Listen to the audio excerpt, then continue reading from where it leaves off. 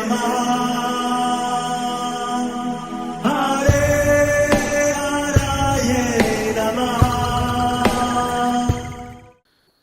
कृष्णा जी, आप सबका बहुत बहुत स्वागत है। हमारे सारे कार्यक्रम इस्कॉन फाउंडर आचार्य हिज डिवाइन ग्रेस एसी भक्ति वेदांत स्वामी प्रभुपाद जी को समर्पित है। मंगलाचरण आरंभ करते हैं। ओम नमो भगवते वासुदेवाय, ओम नमो भगवते वासुदेवाय, ओम नमो भगवते वासुदेवाय। ओम अज्ञानतिमिरान्धस्य ज्ञानाञ्जनशलाकया चक्षुरोन्मिलितं येन तस्मै श्रीगुरवे नमः। श्रीचैतन्यमनोऽभीष्टं स्थापितं येन भूतले स्वयं रूपः कदा मह्यं ददाति स्वपदान्तिकम्।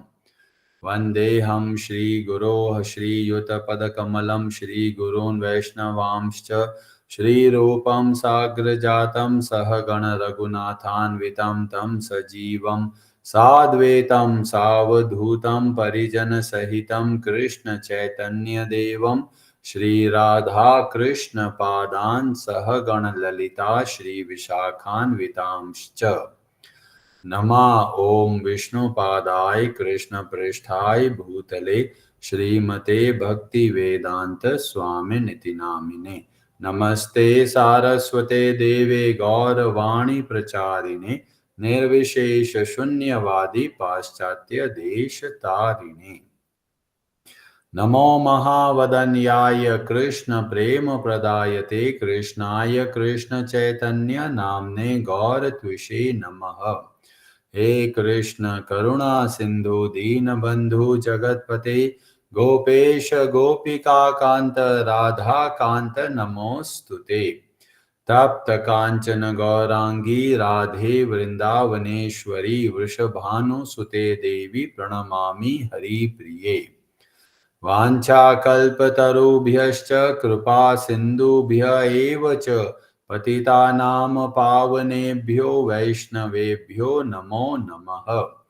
जय श्री कृष्ण चैतन्य प्रभु नित्यानंद श्री अद्वैत गदाधर श्रीवासादि गौर भक्त वृंद।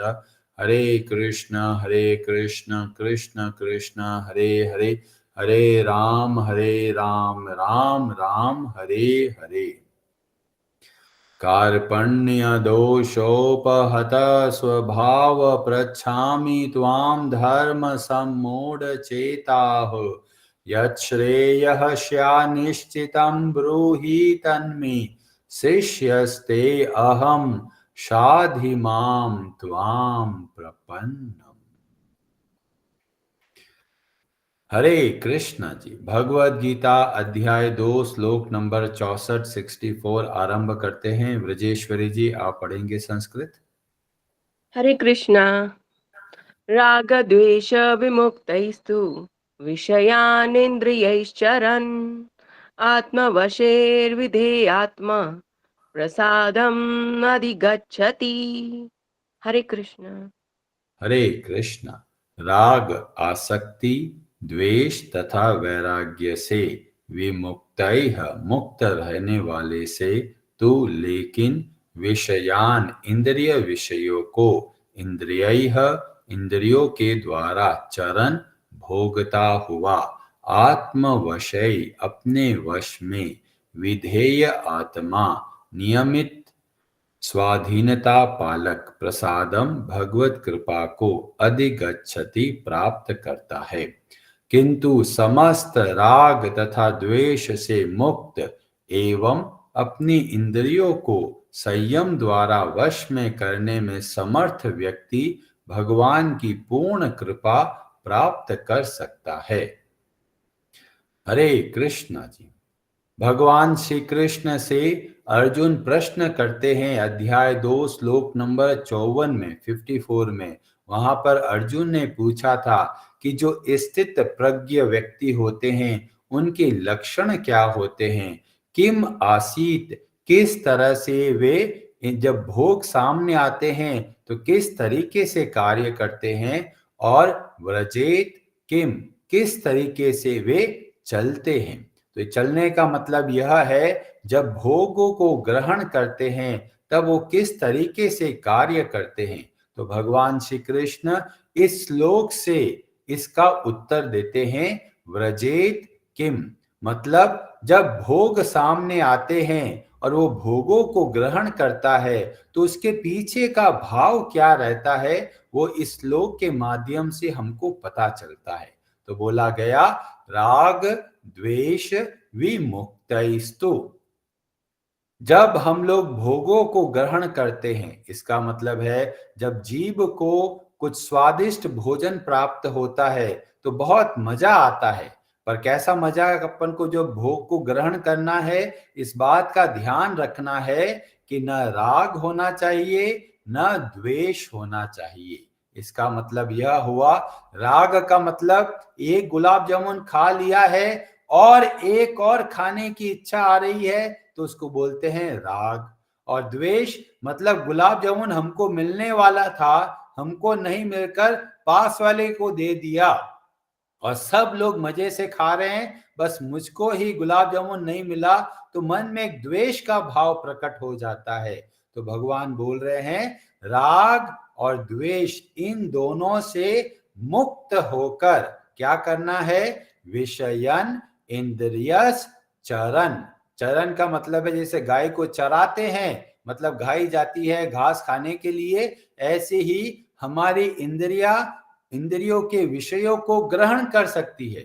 आंखों को कुछ अच्छा चाहिए, सुंदर वस्तु देखना चाहते हैं तो देख सकते हैं, कुछ स्वादिष्ट खाना चाहते हैं खा सकते हैं, कुछ कानों से अच्छा सुनना चाहते हैं सुन सकते हैं। तो जो जो इंद्रिया जिस विषय के पीछे भागती है, भोगों के पीछे भागती है, उसको ग्रहण कर सकते हैं। पर मुख्य बातों को क्या ध्यान रखना है, राग और द्वेष से रहित होना। और ये राग और द्वेष से रहित कब होंगे, तो बोला गया, आत्मवशय विधेय आत्मा। विधेय आत्मा का मतलब, विधेय का मतलब का मूल के अंदर होता है विधि, विधि का मतलब होता है नियम। इसका मतलब है जब हम अपने मन को वश में करके, मन को कैसे वश में करते हैं, जब उसको भगवान में लगाते हैं। तो हम लोग कोई भी भोग है जो सात्विक प्रवृत्ति का है उसको हम ग्रहण कर सकते हैं, पर मुख्य बात यह है कि मन को भगवान में लगाना है। क्योंकि जीव को चाहिए स्वादिष्ट चीजों का, व्यंजनों को ग्रहण करने की मन में बहुत इच्छा होती है। तो क्या करना है, पहले श्लोक में बोला गया कि जो हम लोग बार बार विषयों के पीछे सोचते हैं, भोगों को भोगने की इच्छा करते हैं, वो हमको बांधती है। वास्तव में भोग नहीं बांधते, भोग पाने की जो इच्छा है वह हमको बांध देती है। तो इच्छाओं को छोड़कर जो हमको प्राप्त होता है उसको हम बड़े आसानी से ग्रहण कर सकते हैं और इसमें कोई समस्या नहीं। बल्कि भगवान यहाँ पे बोलते हैं, प्रसादम अधिगच्छति। प्रसाद का दो तीन मतलब होता है। एक मतलब होता है भगवान की कृपा, कि जब हम विधेय आत्मा बनते हैं, अपने मन को भगवान में लगाते हैं, तो भगवान की कृपा से हम विषयों को ग्रहण करते करते भी अपने आप को शुद्ध कर सकते हैं। जैसे कि अभी हमको बहुत स्वादिष्ट खाने की इच्छा होती है, जलेबी हो गया, समोसा हो गया, कचौरी हो गया, तो जब हम भगवान को अर्पण करते हैं और उसको ग्रहण करते हैं यह सोचकर यह तो भगवान का प्रसाद है, और हम लोग ग्रहण तो कर रहे हैं भोग, पर साथ में हमारा मन भी शुद्ध होता चला जाता है। तो संसार में रहते रहते ही हम बड़े आसानी से अपने आप को शुद्ध करके भगवान में अपने मन को लगाकर बहुत आसानी से इस जीवन को सुखमय और आनंदमय बिता सकते हैं। पर मुख्य बात क्या है, राग और द्वेष इन दोनों से मुक्त रह के कार्य करना है। प्राप्त होने गया है तो ये नहीं कि हमको और चाहिए और चाहिए, या फिर हमको नहीं मिला है तो बहुत उदास हो जाते हैं। दोनों ही परिस्थितियों में हमें विचलित नहीं होना है। ये ऐसा ही है जैसे कई बाबा जी सोचते हैं, अरे ये तो जंजाल है, इसको तो टच ही नहीं करना है। जैसे कोई लोग सोचते हैं पैसा मिल गया, अरे पैसा तो माया है, इस पैसों को हाथ ही नहीं लगाना है। पर जैसे अगर एक सांप है, अगर सांप बहुत जहरीला है तो डर लगता है, पर अगर सांप के वो दांत निकाल दिए जाए तो उसके बाद में अब वो सांप हमारा कुछ भी नहीं कर सकता। ऐसे ही जो विषय भोग है वो हमको नुकसान नहीं पहुंचाते, पर जो इच्छाएं होती है उन इच्छाओं की वजह से हम इस संसार में दुख पाते हैं। तो क्या करें? इच्छाओं को बंद कर दें? नहीं, इच्छा तो बंद कर ही नहीं सकते। तो क्या करना है? इच्छाओं को भगवान से जोड़ना है। जब इच्छाओं को भगवान से जोड़ते हैं तो मन स्वतः ही भगवान में लगेगा। जब मन भगवान में लगेगा तो भोग हमारे सामने आएंगे और हम उसको ग्रहण भी करेंगे, पर फिर भी हमें उसका बंधन नहीं पड़ेगा। तो ये बहुत अद्भुत श्लोक है कि संसार में रहते हुए परिवार के साथ में घूमने का भी करते, जैसे कई लोगों को बहुत अच्छा लगता है घूमने का, कि नई नई चीजें देखने में बहुत अच्छा लगता है, तो उसको बोलते हैं आंखों का मजा। पर उसको जैसे ही भगवान से जोड़ देते हैं कि वास्तव में हम इस जो दृष्टि के द्वारा भगवान की जो बनाई हुई प्रकृति का ही दर्शन कर रहे हैं, तो जैसे ही भगवान से जोड़ा वह सात्विक बन गया, वो दिव्य बन गया। और ऐसा घूमने से हमें किसी प्रकार की कोई हानि नहीं है। और इसीलिए भगवान हमें प्रेरणा देते हैं, खुद भी एक ग्रस्त जीवन जीते हैं, परिवार में रहते हुए, परिवार का सारा कार्य करते हुए बड़े आराम से आनंदमय जीवन व्यतीत करके अपने धाम को जाते हैं। और हमको भी प्रेरणा देते हैं कि राग और द्वेष से रहित होकर जब हम कार्य करते हैं तो बहुत अच्छे तरीके से कार्य कर सकते हैं। पर विधेयात्मा शास्त्रों को समझकर, शास्त्र के बताए हुए मार्ग के अनुसार चलते हुए हम विषयों का उपभोग कर सकते हैं। तो मुख्य बात क्या है? मन को वश में करके जब हम कार्य करते हैं तब हमारे मन में राग और द्वेष नहीं आएगा। अभी ये आसक्ति और राग द्वेष क्या होता है? जैसे अगर हमें कोई अच्छा लगता है वो चीज बार बार करने का मन करता है, और जो चीज अच्छी नहीं लगती उससे हम बार बार भाग जाते हैं। तो भगवान बोल रहे हैं मन को संयमित करके हमारे मन के हिसाब से नहीं चलना है। विधेय आत्मा जो शास्त्र में बताया गया है उसके हिसाब से कार्य करना। जैसे सुबह सुबह बहुत नींद आती है, मन करता है थोड़ा और सो जाते हैं, पर बुद्धि बोलती है सुबह का समय बहुत सात्विक है, इसको भगवान के कार्य में लगाना है। तो हमने अपने मन की नहीं सुनकर शास्त्रों के हिसाब से कार्य किया और उसके हिसाब से हम बहुत आसानी से अपने जीवन को सुखमय बना सकते हैं। और बहुत सारे भक्तों के चरित्र से हमको देखने को मिलता है कि किस तरीके से उन्होंने जीवन जिया, और बहुत आसानी से। ऐसा नहीं है कि जीवन को रूखा सूखा कर दिया। अभी जीव को मजा चाहिए, और कई लोग सोचते हैं हम तो संयम करेंगे, कुछ भी नहीं खाएंगे, एकदम सादा खाना खाएंगे। तो प्रभुपाद जी बहुत अच्छे से बताते थे कि कचौरिया, गुलाब जामुन भक्त लोग बहुत अच्छे से खाते हैं। क्यों? क्योंकि भगवान को अर्पण कर दिया है, उनका जो विष है वह खत्म हो गया। और ऐसे बड़े बड़े भक्त हुए, उसमें से एक है पुंडरीक विद्यानिधि, जो कि शिष्य थे माधवेंद्रपुरी। ये माधवेंद्रपुरी जी वही है जिनके शिष्य थे ईश्वरपुरी, और उनके शिष्य थे श्री चैतन्य महाप्रभु। तो पुंडरीक विद्यानिधि बहुत ही धनवान व्यक्ति होते हैं, बहुत जमींदार जैसे उनका स्टेटस होता है, और उनका जो घर होता है बहुत शानदार होता है। और एक बार वो भ्रमण पे जाते हैं और वहां पर गदाधर पंडित जी को सुनने को मिलता है कि एक महान भक्त आए हैं, तो उनके दर्शन के लिए जाते हैं। और दर्शन के लिए जाते हैं तो देखते हैं क्या कर रहे हैं, पुंडरीक विद्यानिधि बहुत ही शानदार तरीके से बैठे हैं, बहुत शानदार पलंग है, बहुत सुंदर सुगंधित वस्तुएं आसपास, मुंह में पान खा रहे हैं, आसपास सब लोग उनको पंखा दे रहे हैं। और गदाधर पंडित सोच रहे हैं अरे ये कैसे भक्त हैं, ऐसा लग रहा है तो भोगी व्यक्ति है। तो साथ में जो आए होते हैं वो बोलते हैं ठहरिए, आपको ऐसे पता नहीं चलेगा कि ये पुंडरीक विद्यानिधि निधि कितने महान भक्त हैं। और वहां पर वह व्यक्ति बोलते हैं भागवतम के 2 श्लोक। और वो क्या बोलते हैं? पहला बोलते हैं भागवतम के जो 3रा स्कंद का अध्याय 2 और श्लोक नंबर 23 से एक श्लोक बोलते हैं। और बोलते हैं अहो बकी यम स्तन कालकूटम। बकी मतलब पूतना, जो भगवान को मारने के लिए आई। और भगवान ने क्या किया? लेभे गतिम धात्री उच्चिताम, ततो उसको एक मां का जो पद है वह प्रदान किया। अन्यम कम वा दयालुम शरणम व्रजेम। इससे अधिक दयालु और कौन ऐसा व्यक्ति है जिसकी शरण में हम जाएं। और जैसे ही यह श्लोक को सुनते हैं, पुंडरीक विद्यानिधि भगवान की लीलाओं में खो जाते हैं और पूरा जमीन पे घिर कर लोटपोट हो रहे होते हैं। और सब लोग देख रहे हैं, अरे इनको क्या हो गया?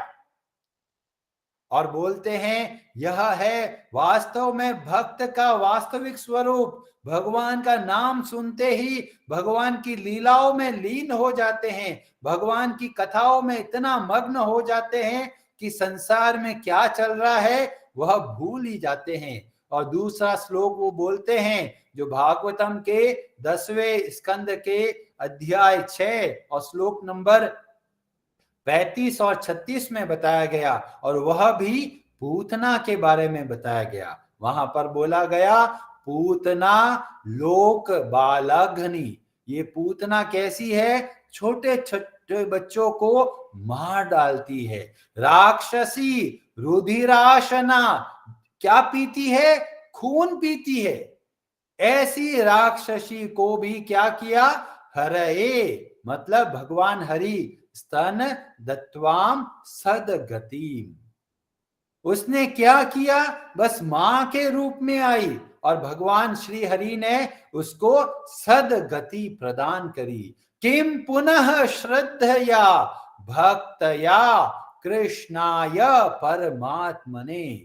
पर जो भक्त लोग प्रेम से भगवान श्री कृष्ण की सेवा करते हैं उनका तो कहना ही क्या है। ऐसी राक्षसी को भी भगवान ने सदगति प्रदान करी। और ऐसे दयालु भगवान श्री कृष्ण की कोई श्रद्धा से अगर थोड़ी भी सेवा करते हैं तो भगवान कितना प्रसन्न होते हैं। और ऐसे अद्भुत श्लोकों को सुनकर जो पुंडरीक विद्यानिधि है वो भगवान की लीलाओं में खो जाते हैं। आंखों में अश्रु धाराएं बहने लगती है, पूरा शरीर रोमांचित हो जाता है। और फिर गदाधर पंडित को लगता है अरे हमसे तो गलती हो गई, इतने बड़े भक्त को हमने एक सामान्य व्यक्ति समझ लिया। और बहुत पश्चाताप करके उनसे क्षमा याचना करते हैं। अभी पुंडरीक विद्यानिधि बहुत अच्छे तरीके से जीवन को व्यतीत करते हैं, बहुत ही उत्तम तरीके से भोगों को ग्रहण करते हैं, पर मन को कहां पर लगाया? भगवान की भक्ति में। और इस तरीके से हमें भी प्रेरणा मिलती है, रूखा सूखा नहीं खाना है, जंगल में नहीं जाना है। हमें जो मिला है, जो हमारी अवस्था है, उसी अवस्था में मन को भगवान में लगाना है। मन को भगवान में लगाकर फिर हमें जो भी भोग स्वतः ही प्राप्त होते हैं उनको बिना राग बिना द्वेष के ग्रहण करते हुए बहुत आसानी से हम इस संसार में आनंदमय अपना जीवन जी सकते हैं। हरे कृष्णा जी, आप सबका बहुत बहुत धन्यवाद। आप में से किसी का कोई प्रश्न हो तो आप अपना हाथ खड़ा कर सकते हैं।